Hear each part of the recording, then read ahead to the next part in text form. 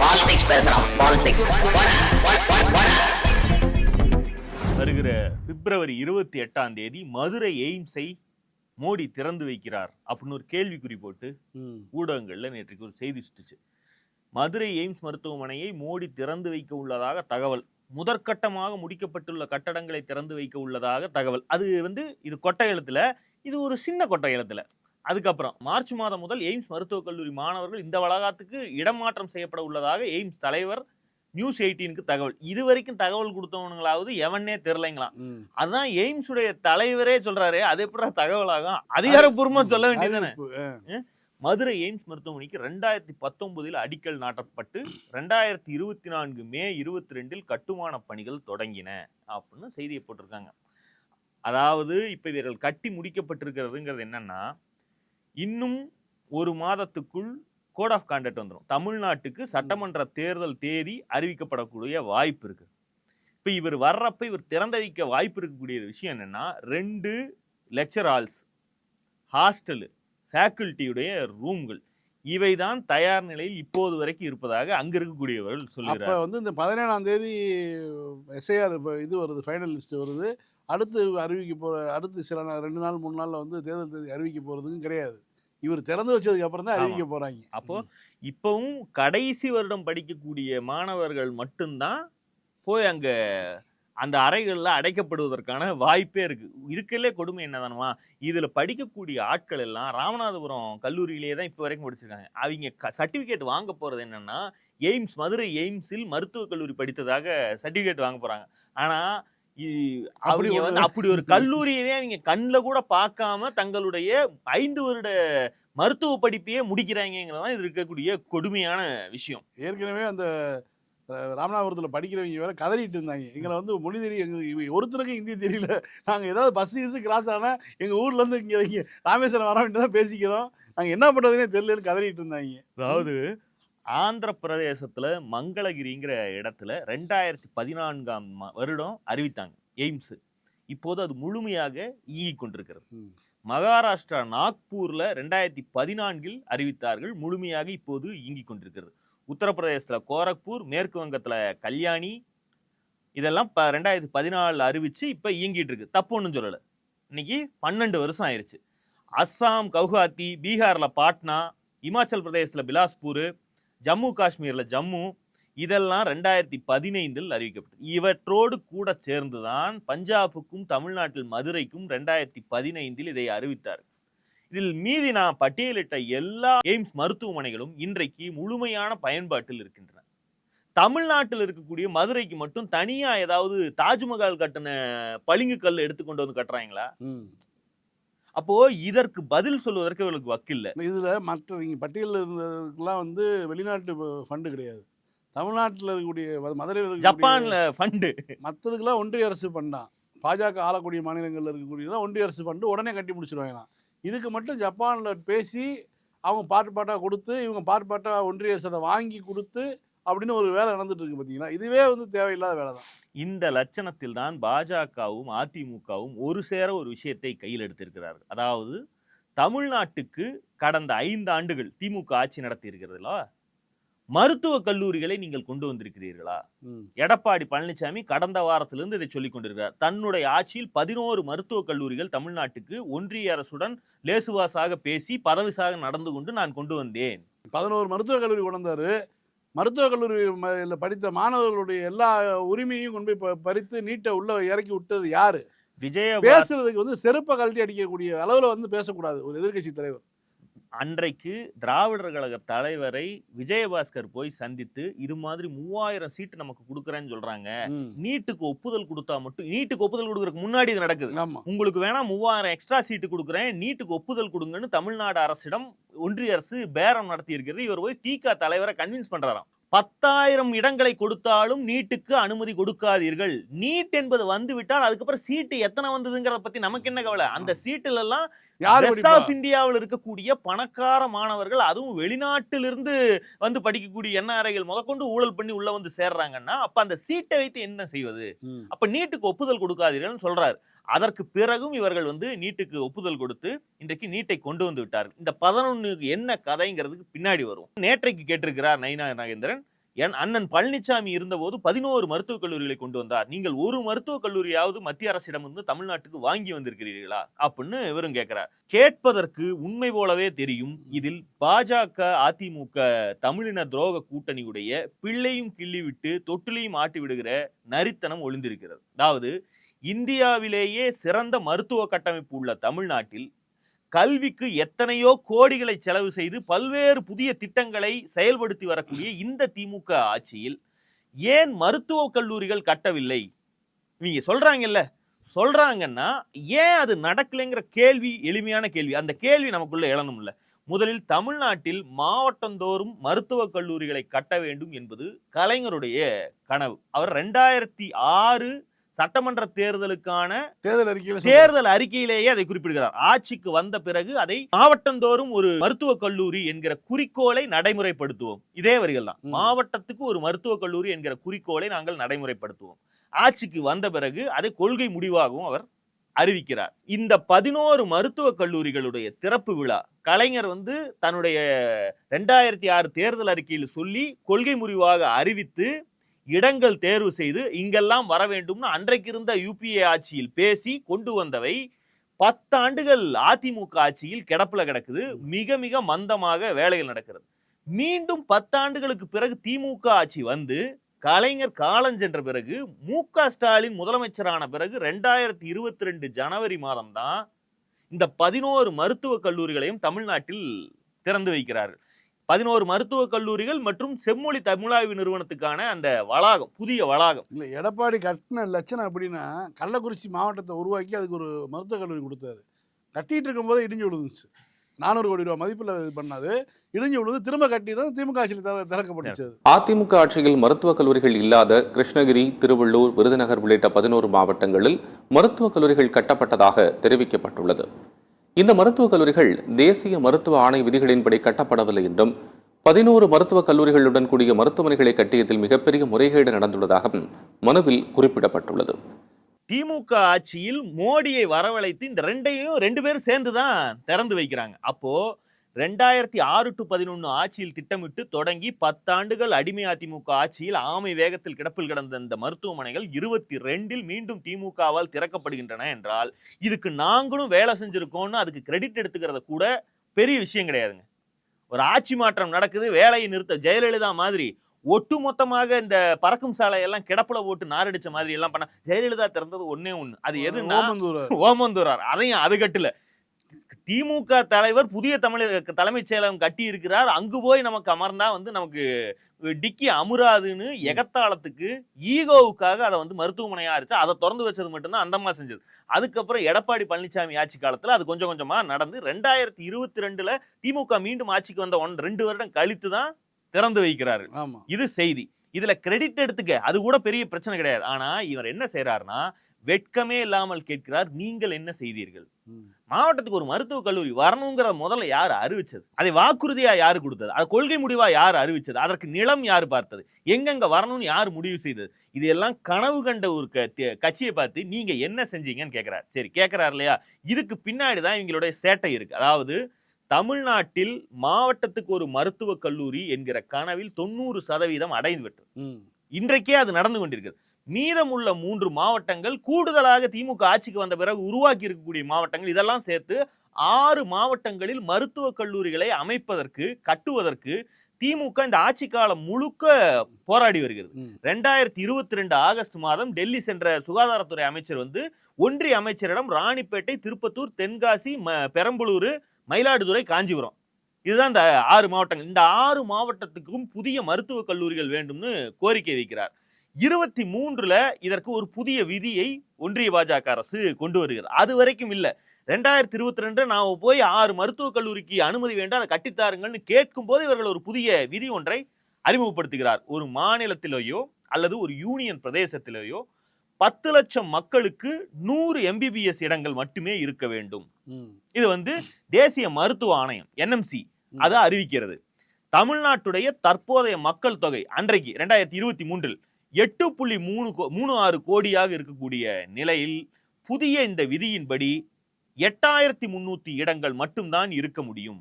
Already தமிழ்நாட்டில் 8500க்கும் மேற்பட்ட இடங்கள் மெடிக்கல் சீட்டு அவைலபிளாக இருப்பதால் புதிதாக கல்லூரிகள் தொடங்கவோ அல்லது இடங்களை அதிகரிக்கவோ முடியாத சூழல் இருக்கிறது அப்படின்னு பதில் அனுப்புகிறார். இந்த சூழல் தானாக உருவாகல. தமிழ்நாட்டில் மருத்துவக் கல்லூரி இடங்கள் திடீரென அதிகரித்து வீங்கி அவங்க ஆல்ரெடி பல ஆண்டுகளாக வைத்திருக்கக்கூடிய நாம்ச மீறி எல்லாம் அது போகல. இவர்கள் 2022 நாம கேட்ட உடனே 6 எக்ஸ்ட்ரா மருத்துவமனை வேணும்னு கேட்ட உடனே இவங்க விதிகளை திருத்தி கொடுக்க கூடாதுங்கிறதுக்காக அந்த வேலையை பண்றாங்க. இது நடந்த உடனே திமுக தலைவர் தமிழ்நாடு முதலமைச்சர் கடும் கண்டனங்களை அன்றைக்கு தெரிவிக்கிறார். அதுக்கு அவர் அறிக்கை வேறு விடுகிறார். அப்போது பாஜக கூட்டணியில் இருக்கக்கூடிய பழனிசாமி அப்போதும் சரி இப்போதும் சரி இந்த விவகாரத்துல வாயையே திறந்ததில்லை. எஞ்சியுள்ள இந்த 6 மாவட்டங்கள்லையும் மருத்துவக் கல்லூரி அமைக்க தேவையான இடங்களை தமிழ்நாடு அரசு, இந்த திமுக அரசு ஆல்ரெடி தேர்வு செய்திருக்கு. 2024 தேர்வு செய்து விட்டது. 2026 அதாவது 4 நாட்கள் முன்பு பிப்ரவரி 2 அமைச்சர் மா சுப்பிரமணியன் மீண்டும் 6 புதிய மருத்துவக் கல்லூரிகளுக்கு ஒப்புதல் கேட்டுள்ளதை உறுதிப்படுத்தி சொல்லியிருக்கார். அப்போ தமிழ்நாட்டில் 38 மாவட்டங்கள் இருக்குன்னா அதுல 32 மாவட்டங்களில் அரசு மருத்துவக் கல்லூரிகள் உள்ளன. எஞ்சியுள்ள 6 மாவட்டங்கள்லையும் கல்லூரிகள் அமைத்தால் மாவட்டத்துக்கு ஒரு மருத்துவக் கல்லூரி என்கிற கலைஞருடைய கனவு நனவாகும். ஆனா இது எப்படி இருக்குன்னு இப்ப நீங்க கேட்கறது ஃபர்ஸ்ட் லாஜிக். அதாவது என்எம்சியுடைய லாஜிக்கை கூட என்னால புரிஞ்சுக்க முடியுதுங்க. எத்தனை மருத்துவக் கல்லூரி வேணாலும் கட்டிக்கலாம், என்ன மார்க் எடுத்தவங்க வேணாலும் படிச்சுக்கலாம் அப்படின்னு சொல்லிட்டா அது கடைசியில வேறு சில சிக்கல்களுக்கு கொண்டு. இன்னைக்கே ஒரு எம்பிபிஎஸ் படித்து முடித்து வெளியே வருகிற ஒருத்தர் அதற்கு மேல் படிப்பு படிக்கிறதுக்கு எனக்கு வசதி இல்லை அல்லது வாய்ப்பு இல்லை, நான் அப்படியே வேலைக்கு போறேன்னு சொன்னா இன்றைக்கு ஒரு இன்ஜினியர் படிக்கிறவங்க வாங்கக்கூடிய சம்பளத்தை கூட வாங்க முடியாத நிலைமை இருக்கு. அது 25,000 30,000 வேலைக்கு போயிட்டு இருக்காங்க. அப்படி இருக்கும்போது இதுல ஒரு கட்டுப்பாடு தேவை. ஒரு இத்தனை லட்சம் மக்களுக்கு இத்தனை மருத்துவ இடங்கள்ங்கிற எண்ணிக்கையெல்லாம் ஒன்றும் பிரச்சனை இல்லை. ஆனால் இதை செய்யக்கூடிய இவர்களே தமிழ்நாட்டுக்கு நீங்க ஏன் புதுசா கட்டல அப்படின்னு கேட்டா இது எப்படி இருக்குன்னா, ரொம்ப நாளா சொல்லிட்டு இருப்பானுங்கல்ல, தமிழ்நாட்டுல ஏன் திமுக வந்துச்சு, எம்கேஎஸ் வந்ததுக்கு அப்புறம் அணை கட்டினாரா அப்படின்னு கேட்டா, தமிழ்நாட்டில் அணை கட்டுவதற்கு என்ன இருக்கு, எங்க கட்டுறது, வாயில தான் கட்டணுங்கிறதான அதுக்கான பதில் இல்லையா? அப்படி கூட இல்லை இந்த விஷயத்துல. இதுல இன்னும் 6 வேணும்னு நம்ம திரும்ப திரும்ப போராடிட்டு இருக்கோம், கேட்டுக்கிட்டு இருக்கோம். அதை கொடுக்காமல் இருப்பதற்கு விதிகளை திருத்திய இவர்கள் சொல்லுகிறார்கள் தமிழ்நாட்டுக்கு மருத்துவக் கல்லூரியே நீங்க கொண்டு வரல. உண்மையிலே இந்த 6 மட்டும் கிடைத்து விட்டால் அதற்கு பிறகு நீங்க சொல்லிட்டு இருப்பாங்க. அதுல ஏதாவது லாஜிக் இருக்குமா? அப்ப செய்ய வேண்டியது மாவட்டத்துக்கு ஒரு மருத்துவக் கல்லூரி இருக்கு, என்எம்சியுடைய விதிகளின்படி எத்தனை கோடி பேர் இருக்குமோ அதுக்கு போதுமான இடங்கள் இருக்கிறது. இதற்கு மேல் செய்ய வேண்டியது உள்ள மருத்துவமனைகளை விரிவாக்கம் செய்வது, மேம்பாடு செய்வது, அதை நவீன மருத்துவமனைகளா மாற்றுவது, இவ்வளவுதான் செய்ய முடியும். இல்ல மருத்துவக் கல்லூரி வந்தா மட்டும் எதுனால தமிழ்நாட்டு மாணவர்களுக்கு என்ன நன்மை கிடைக்க போகுது? தமிழ்நாட்டு மாணவர்களுடைய இடங்களை இதுவரைக்கும் அவங்க என்ஜாய் பண்ணிட்டு இருந்த விஷயத்தை நீட்டின் மூலமாக அவர்கள் பறித்து கொண்டார்கள். அரசு பள்ளி மாணவர்களுக்கு நம்ம 7.5 திமுக எதிர்கட்சியாக இருக்கும்போது சொன்னது, இவர் தீர்மானம் நிறைவேற்றி அனுப்பி அதன் மூலமாக தான் ஏதோ அரசு பள்ளி மாணவர்களுக்கு உள்ள ஒரு வாய்ப்பு கிடைக்குது. இது இல்லாமல் இருக்கக்கூடிய அரசு உதவி பெறும் பள்ளியில் படிக்கக்கூடிய மாணவர்களாக இருக்கட்டும், தனியார் பள்ளியில் படிக்கக்கூடிய தனியார் பள்ளியில சாதாரண பள்ளிகளும் இருக்கு. அதான் அதுல அவங்க ஊர்ல அரசு பள்ளியை விட தனியார் பள்ளியில படிச்சு நல்லா படிக்கிற மாணவனுக்கு அந்த இடஒதுக்கீடு கூட கிடைக்காது. இவ்வளவு தூரம் உரிமைகளை பறிச்சு வச்சு அந்த நீட்டை எதிர்த்து நீங்க பேசணுமா, அதை விட்டுட்டு காலேஜ் கட்டல நீங்க சொல்லி பேசணுமா? எடப்பாடி பழனிசாமி கேட்க வேண்டிய கேள்வி அதானே. வெகு நாட்களாக இழுத்து கொண்டிருந்த ஒரு வழக்கு, விஜய் வருமான வரி கட்டலாமா, மறைச்சிக்கலாமா, பிளாக்ல வாங்கிக்கலாமா? சன் நியூஸ்ல கார்டு போடுற பண்ற அட்டகாசம் லாஜிக் கரெக்டா? வேற எந்த படத்துல இருந்து எடுத்து போடல. புலி படத்துக்கு பண்ண மோசடி, கருப்பு பணம், அதுக்கு புலி படத்துல இருக்கக்கூடிய டெம்ப்ளேட்டுகளை தான் இறக்கம் கொடுத்ததே அவங்கதான். அவங்களே கலாய்க்கலாமா? இல்ல அந்த படம் அவர் ப்ரொடக்ஷனு. அதான் சொல்றேன், விஜய் ப்ரொடக்ஷனு ரைட்ஸ் விட்டு இருக்குல்ல. ஏங்க விஜய் தன்னுடைய அன்றைய மேலாளரான செல்வகுமாரை ப்ரொடியூசர் ஆக்குகிறார். அதுக்கு பேர் என்னன்னா, ப்ரொடியூசருக்கு வாழ்க்கை கொடுப்பதெல்லாம் அது கிடையாது. வெளியே பழைய ப்ரொடியூசர் ஒருத்தருக்கு வாழ்க்கை கொடுக்கறதுனா அதுக்கு பேர் வாழ்க்கை கொடுக்காது. மேனேஜர் பேர்ல படம் எடுக்கிறதுனா அது சொந்த படம் தான், பினாமி பேர்ல பண்றது. அப்போ அப்படி எடுக்கக்கூடிய படத்துக்கு இவங்க சம்பளமே வாங்க மாட்டாங்க. அது விஜயோடைய காசு தானே, அதுல எப்படி சம்பளம் வாங்காங்க? ஆனா அது ஒரு 15 கோடியை கணக்குல வராம கேஷா வச்சிருக்க. 15 கோடி வீட்டில் கணக்கில் வராத பணம் இருந்தது. இது எப்படி வந்ததுன்னு கேட்டதற்கு அவர் சொன்ன லாஜிக் தான், நான் கடைசியா நடிச்ச புலி படத்துக்கு நான் வாங்கின சம்பளங்க. நீ வாங்கின சம்பளம்னா புலி படத்துடைய தயாரிப்பாளர் இருந்து இந்த பணத்தை வாங்கினதுக்கான டாக்குமெண்ட் எங்க? டாக்குமெண்ட் இல்ல. இதுக்கு டேக்ஸ் கட்டிடுறேன், இதுக்கு வேணா டாக்ஸ் கட்டிடுறேன். சரி டேக்ஸோட சேர்த்து ஒரு 10% ஃபைனை கட்டு. இல்ல அவங்க கேட்கற லாஜிக் அதுதானே. நீ வீட்டுல வச்சிருக்க, உண்மையில இது வந்து புலி படத்துக்காக வாங்கிய சம்பளம் எல்லாம் இல்ல. அவர் தொடர்ச்சியாக ஒவ்வொரு படத்துக்கும் ஒயிட்ல வாங்குறது ஒரு சின்ன பர்சன்ட், கருப்பு பணமாக வாங்குவது பல கோடி. இன்னைக்கு அவங்க என்ன சொல்றாங்க, இப்ப 15 கோடி தான் புலிக்கு சம்பளம்னா 10 வருஷத்துக்கு முன்னாடி 15 கோடி வாங்கிட்டு இருந்தவருக்கு இன்னைக்கு 500 கோடி சம்பளமா? இந்த ரேஷியோல எந்த நடிகனுக்கு ஏறும்? இருங்க, இந்த எலெக்ஷன்ல அவர் அபிடவிட் தாக்கல் செய்யட்டும். அவருடைய வருடாந்திர வருமானம் என்ன, அவருடைய கேரியர் உச்சத்துடைய மதிப்பு என்னன்னு அதுல தெரிஞ்சு போயிடும். இது ஒரு பக்கம் இருக்கட்டும். அவர் கையில அவர் கையும் களவுமாக தன்னுடைய வீட்டில் அலுவலகத்தில் 15 கோடி ரூபாய் கணக்கில் வராத பணத்தை வைத்து மாட்டிக்கொண்டதற்கு அவர் சொன்ன காரணம் தான் புலிக்கு வாங்கின சம்பளங்கிறது. புலி அவருடைய படம், அதுக்கு சம்பளம் எல்லாம் வாங்க வேண்டிய லாஜிக் கிடையாது. ஆனால் சொல்லிட்டாரு. இன்றைக்கு பிடி செல்வகுமார் இவருடன் இருந்திருந்தால் இந்த பழி அவர் ஏற்றுக்கொண்டு கோர்ட் வாசலுக்கு நடந்து கொண்டிருப்பார். அவரை இவர் வெளியே துரத்தி விட்டாருங்க. இவர் வெளியே துரத்தி விட்டதுனால இப்ப இதுல இருந்து இவரால் தப்பிக்க முடியல. இந்த வழக்கு இவர் நடத்துறார். ரெண்டாவது, இவர்கிட்ட என்னன்னா, இது 1.5 கோடி அவருக்கு ஒரு பெரிய மேட்டர் இல்ல. விஜய் என்ன செய்கிறார், அல்லது விஜய்க்கு ஆலோசனை சொல்லக்கூடிய வழக்கறிஞர் என்ன சொல்றாங்கன்னா, இந்த வழக்குல வருமான வரித்துறை உங்ககிட்ட கையெழுத்து வாங்கிட்டு போயிருச்சு. 15 கோடி ரூபாய் பிளாக்ல பணம் வச்சிருந்தேன், கையெழுத்து வாங்கிட்டு போயிருச்சு. நாங்க வரலைன்னா நீ இதை பதுக்கிட்டு தானே இருந்திருப்ப. நீ இப்ப சொல்ற நான் வேணா இதை கணக்குல கொண்டு வந்து உங்களுக்கு வரி கட்டிடுறேன்னு சொல்றேன். நான் வரலைனா, ரைடு வரலைனா அப்படி என்ன பண்ணிருப்ப அப்படிங்கறதான் கேள்வி. இதுக்கு தான் அவங்க ஃபைன் போட்டிருக்காங்க. இந்த ஃபைனை போடக்கூடிய காலதாமதம், ஃபைன் அமௌண்ட் எவ்வளவுன்னு சொல்றதுக்கு காலதாமதம் ஆயிருச்சு அப்படிங்கிறது உண்மை. இந்த காலதாமதத்தை வைத்து எவனோ ஒரு வக்கீல் இவன் லேட் பண்ணியிருக்கான், இந்த லேட்டை வச்சே உங்களுக்கு லேட்டஸ்டா ஒன்று பண்ணி காட்டுறேன், இந்த கேஸ்ல மட்டும் நம்ம ஜெயிச்சிட்டோம்னா நீங்க வரி கட்ட வேண்டியது, வரிக்கு அபராதம் கட்ட தேவையில்லை. அபராதம் கட்ட தேவையில்லைன்னா வரியைப்பே செய்யல, அதனாலதான் கோர்ட் எங்களை ஃப்ரீயா விட்டுச்சு. எப்படி அம்மா செத்து போனதுக்கு அப்புறம் தான் தண்டனை கொடுத்தாங்க, அதனால அம்மா குத்தமின்னு சொல்லிட்டு தெரியுறாங்க, அது மாதிரி ஆக்கிக்கலாம் அப்படின்னு அவன் ஒருத்த மண்டைய கிளவி ஐடியாவை கொடுத்திருக்கான். இந்த ஐடியாவை கேட்டுதான் இத்தனை வருடமாக இந்த மானங்கெட்ட வழக்கை விஜய் நடத்தி வருகிறார். இன்றைக்கு உயர்நீதிமன்றம் என்ன சொல்லியிருக்குன்னா, லேட்டாச்சா லேட்டா இல்லையாங்கிறலாம் கணக்கு கிடையாது.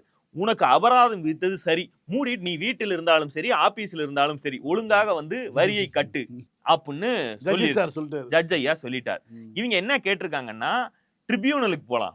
இவங்க போயிருப்பது வருமான வரித்துறை மேல்முறையீட்டு தீர்ப்பாயத்துக்கு. மேல்முறையீட்டு தீர்ப்பாயம்ங்கிறது உங்களுக்கு ஏதாவது அபராதம் விதிச்சிருந்தாங்களா, என்னால கட்ட முடியல, நான் திவால் ஆயிட்டேன், மஞ்சள் நோட்டீஸ் கொடுத்தாது, என்னை விட்டுருங்க, லாஸ்ட் ஒரே ஒரு தடவைன்னு உங்களுக்கு ஏதாவது நிவாரணம் பெறுவதற்காக போகக்கூடிய இடம். உயர்நீதிமன்ற உச்சத்துல போகக்கூடிய இடம் கிடையாது. உயர்நீதிமன்ற நீதிபதி சொன்ன தீர்ப்பு தப்பு, அந்த தீர்ப்பை காஸ்ட் பண்ணுங்க நீங்க போய் ட்ரிபியூனல்ல போய் சொல்லிட்டு இருக்க முடியாது. அப்போ இவர்களுக்கே தெரிகிறது சுப்ரீம் கோர்ட்டுக்கு இதுக்கு அப்பீல் போலாம். சுப்ரீம் கோர்ட்டுக்கு அப்பீலுக்கு போனா அவன் தான் தொடர்ச்சியா என்ன சொல்றான், உயிர் போற கேஸ் ஏதாவது இருந்தா வந்து தொலைங்கடா, இந்த 500 கோடி ரூபாய் சம்பளம் வாங்குவானா, 1.5 கோடி ரூபாய் அபராதம் கட்ட மாட்டானா அப்படின்னு தூக்கி மூஞ்சிலேயே முதல் ஹியரிங்லேயே தூக்கி வச்சிருவாங்க. அது நாடு முழுக்க நாரி போகும் என்கிற காரணத்தால் இவங்க வந்து அதுக்கு போகாம மேல்முறையீட்டு தீர்ப்பாயத்துக்கு போறாங்க. இப்ப வரைக்கும் அந்த 1.5 கோடியை கட்டாம இருக்கிறதுக்கு என்னென்ன செய்யலான்னு இவங்க மூளை யோசிக்கிறதே தவிர, அவங்க என்ன சொல்றாங்க, உங்க வருமான வரித்துறை லேட் ஆனது வருமான வரித்துறை தப்பு, எங்க அண்ணன் பதுக்குனதெல்லாம் அவருடைய இஷ்டம், அதெல்லாம் ஒன்றும் பிரச்சனை இல்லை. இவங்க என்ன சொல்றாங்க, சன் நியூஸ் வந்து பொய் பரப்புது. அட எல்லா சேனல்லையும் தான்டா போட்டிருக்கானுங்க, கோர்ட்ல என்ன தீர்ப்பு அதை தானே போட முடியும். சன் நியூஸ் கார்டு போட்டிருக்கான், மீமா போட்டிருக்காங்க. அது இவர்களுக்கு கொடையுது. இதெல்லாம் இந்த பக்கம் இவங்க நடந்துட்டு இருக்கும்போது பனையூருடைய உண்மையான பங்களாவாசிகள் மற்ற பண்ணையார்கள் இருப்பாங்கல்ல, பண்ணையார்ல ஒருத்தன் தானே பண்ணையாரு, அவங்க எல்லாம் இன்னைக்கு கடுப்பாயி பாலிமர், புதிய தலைமுறை, நியூஸ் 24 எல்லா சேனல்லையும் பைட்ஸ் எடுத்து போட்டிருக்காங்க. ஏற்கனவே வந்து கெட்ட வார்த்தையில எல்லாம் திட்டி போட்டிருந்தாங்க. ஏங்க இது போயஸ் கார்டன்ல ரொம்ப நாளா நடந்துட்டு இருந்துங்க. ஜெயலலிதா இதே மாதிரி தான் ஜெயலலிதாவை பார்ப்பதற்கு வர்றவங்க, ரஜினிகாந்தை பார்ப்பதற்கு வர்றவங்க எல்லாம் இருந்துச்சு. அக்கம் பக்கத்தில் இருப்பவர் பிறந்த நாள் அன்னைக்கு தான் அது நடக்கும். அது கூட ஜெயலலிதாவை பார்க்கறதுக்கு தினசரி போய் போயஸ் கார்டன் வாசல் நின்னா சுட்டுப்புடுவாங்க, அதனால அங்க போக மாட்டாங்க. ரஜினிகாந்தை பார்ப்பதற்கு கூட அவருடைய பிறந்த நாள் அன்றைக்கு தான் போய் நிற்பாங்க.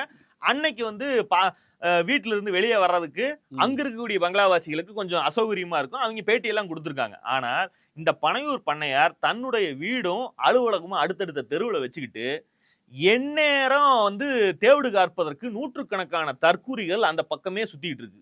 இப்ப வந்து எம்எல்ஏ சீட்டுக்கு விருப்ப மனு தான் நடந்துட்டு இருக்குது போல இருக்கு. அதற்கு நூற்றுக்கணக்கில் ஆயிரக்கணக்கில் இவர் வந்து 8வது அவென்யூல இருக்காரு. 6வது அவென்யூல இருந்து 12வது அவென்யூ வரைக்கும் முழுக்க வண்டி வாகனங்களை மற்ற வீடுகளுக்கு முன்பு நிறுத்தி வைக்கிறது, பூரா கோடீஸ்வரன் வீட்டுக்கு 4 கார் ஏங்க அவங்க அவனுங்களே வந்து மனித சஞ்சாரமே இருக்கக்கூடாதுன்னு தான் சிட்டியை விட்டு 20 கிலோமீட்டர் தள்ளி ஈசிஆர்ல கொண்டு போய் பனையூர்ல பங்களா கட்டி நிம்மதியா வாழ்ந்துட்டு இருக்காங்க. அவங்களுக்கு காலையில எந்திரிச்சா ஃபாரின்ல போற மாதிரி ஒரு பெரிய 2 அஸ்கி டாகுகளை 2 பக்கம் கூட்டிட்டு இந்த கூலியில அமீர் கான் நடக்கிற மாதிரி நடந்துட்டு இருக்கணும்னு நினைப்பாங்க. இந்த தற்கூரிகள் அங்கேயும் இங்கேயும் தவிட்டு இருந்தா, இன்னொன்னு இந்த தற்கூரிகளை தடுப்பதற்கு விஜயுடைய கட்சி இருக்குல்ல, கட்சி ஆசாமி அவங்க வச்சிருக்கக்கூடிய பவுன்சர்கள் பேரிகேடுகளை போட்டு தடுத்துறானுங்க அந்த வீதியில. பொது வீதியில் குடியிருப்பு வாசிகள் உள்ள போக முடியாதபடி பேரிகேடு போட்டா அவங்க கார்ல எப்படி உள்ள போவாங்க, வெளியே வருவாங்க. இவங்க கேட்டதுக்கு அவனுங்க சொல்லியிருக்கானுங்க, மேடம் நீங்க வேணா வாங்க, உங்களை மட்டும் வேணா உள்ள விடுறோம், எங்களை உள்ள விடுறதுக்கு நீ யாரா, முதல்ல பேரிகேடு போடுறதுக்கு நீ யார் அப்படின்னு கேட்டா அவனுங்க ஓடிட்டானுங்க. அலோவ் பண்றதுக்கு நீங்க யாருங்க? இது நாங்க எடுக்கிற இடம், டாக்ஸ் நாங்க கட்டுறோம், நீங்க என்ன சொல்றது எங்களை அலோவ் பண்றது? பேரிகேட் ஏன் போட்டீங்க? இந்த வந்து ஒரு மணி நேரம் இந்த மாதிரி பெரிய கலைவரம் நடக்குது. இந்த குடியிருப்பு வாசிகள்லாம் எல்லா சேனல்கள்லயும் பேட்டி கொடுக்குறாங்க. அவங்க பேட்டி கொடுக்கறதுடைய பிரச்சனை என்னன்னு ஆயிரக்கணக்கில் கூடி இருக்கக்கூடிய தற்கூரியில ஒருத்தனுக்கு கூட புரிய மாட்டேங்குதுங்க. அவங்க வாழ்ற இடம், அந்த இடம் வந்து குடியிருப்பு பகுதி. அந்த பகுதியில அரசியல் கட்சி ஆபீஸ் ஆரம்பிச்சு அடுத்த வீதியில தான் அன்புமணி குடியிருக்காரு. அவர் எப்படி பொத்து நாப்புல போயிட்டு வந்துட்டு இருக்காரு.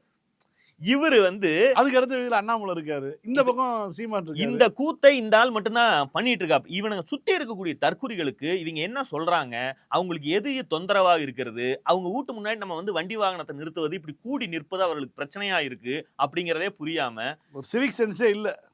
அவங்க பாட்டுக்கு பேட்டி கொடுத்துட்டு இருக்காங்க. இவனுங்க சுத்தி நின்னு வேன்னு வாயை பார்த்துட்டு இருக்காங்க. ஒருத்தனுக்கு கூட வாங்க இப்ப என்ன எல்லாரையும் அனுப்பி விட்டுருவோமா அப்படின்னு கட்சி நிர்வாகிகளும் சொல்லுவது கிடையாது, புஷி ஆனந்த் வந்து சொல்லணும், அவங்களும் சொல்லக்கூடிய யாரையுமே அணுக முடியாது.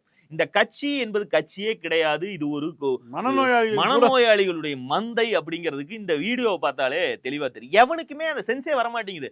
ஏன்னா நம்ம கட்சியும் நம்ம அண்ணனையும் தான் கழுவி ஊத்திக்கிட்டு இருக்காங்க. இப்ப நம்ம கலைஞ்சு போனோம்னாலே இந்த பிரச்சனை முடிஞ்சு போயிருவோம்னு ஒருத்தனுக்கு கூட தோண மாட்டேங்குது. அது எதா நீ பேசுறபடி பேசிட்டு கதருங்கிறது தான் அவங்களுடைய மோடா இருக்கு. இந்த முட்டாள்தனத்தாலதான், இந்த மந்தை மனநிலையாலதான் பச்சை பிள்ளைகள் வரைக்கும் வயிற்றுல மிதிச்சு குடல் பிதுங்கி சாவ கொடுத்தானுங்க.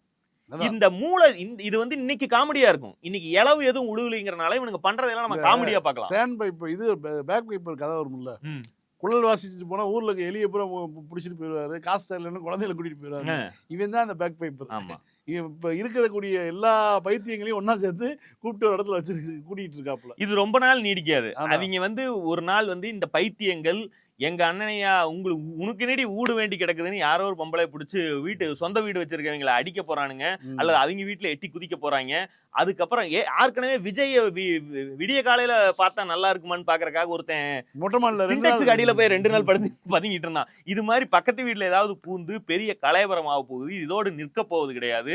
இதனால நாய் பிடிக்கிறதுக்கு நீங்க வண்டி அமைப்பீங்களோ, அதுங்களை போடுறதுக்கு ஷெல்டர் வைப்பீங்களோ, அதெல்லாம் 2வது. மாநகராட்சி சார்பில் இந்த தற்குறிகளை பிடித்து இழுத்து செல்வதற்கு சரியான சுருக்கு மிஷினு, அதை அழைத்து செல்வதற்கு உரிய கம்பி போட்ட வாகனம், அதை கொண்டு போய் அடைப்பதற்கு உண்டான அசைலம், இதையெல்லாம் முதல்ல வந்து வாக்குறுதியா திமுக முதல்ல கொடுக்கணும். மீண்டும் சந்திப்போம். லைக் பண்ணுங்க, ஷேர் பண்ணுங்க, சப்ஸ்கிரைப் பண்ணுங்க, கமெண்ட் பண்ணுங்க. பாய்.